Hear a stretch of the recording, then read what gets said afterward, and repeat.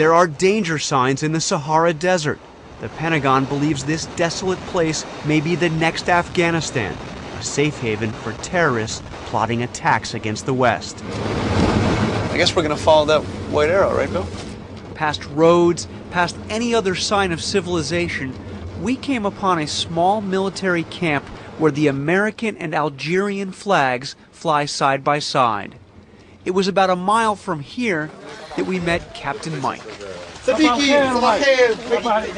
He's a Green Beret, a member of the U.S. Army Special Forces, the elite troops that represent just 2% of the Army.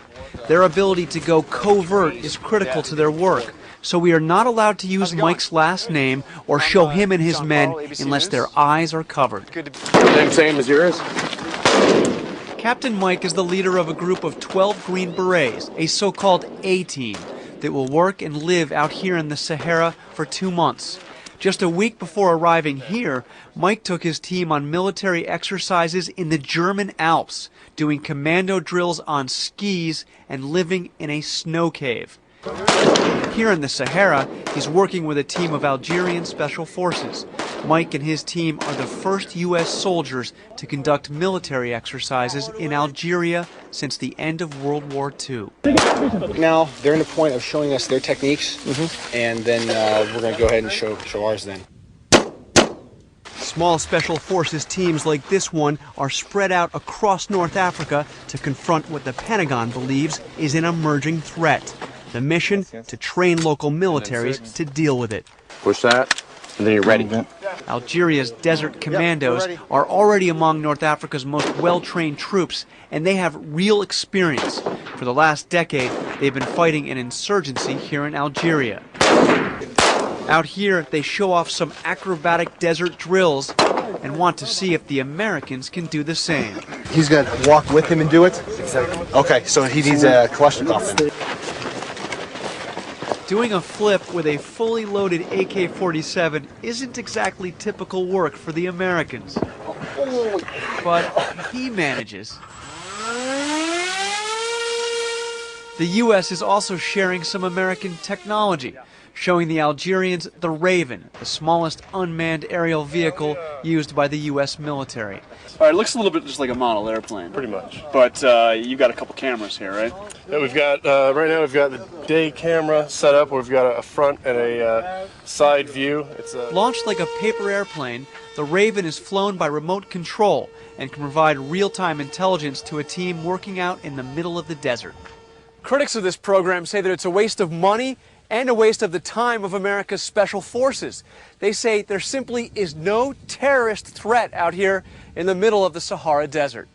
But Pentagon officials point to the case of Amour Saifi, known as the Bin Laden of the Sahara. He took 32 Europeans hostage 3 years ago here near Tamanrasset, Algeria.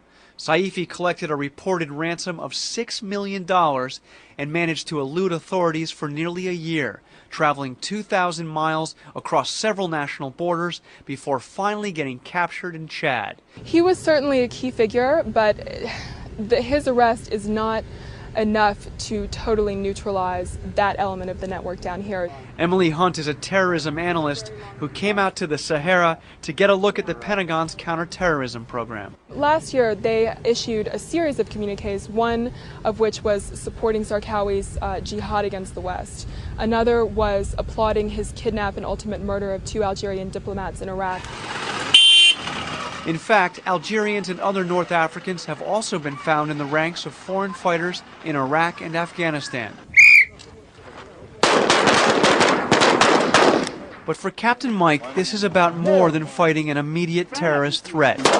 It's about making friends in a country that is 99% Muslim and has had historically chilly relations with the United States. What the hell are you guys doing out in the middle of the desert? Because down here, we're away from everything. And you find out that no matter what a soldier is, what religion, what country, they're the same. The same.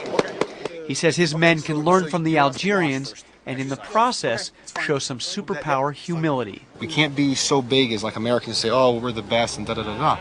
No. Hey, a man's a man, a woman's a woman. You gotta learn from everybody. And in a world where terrorists are looking for new hiding places, it doesn't hurt to have a few friends out in the desert. Thank you, my brother. This is Jonathan Carl for Nightline in Tamanrasset, Algeria. Yes.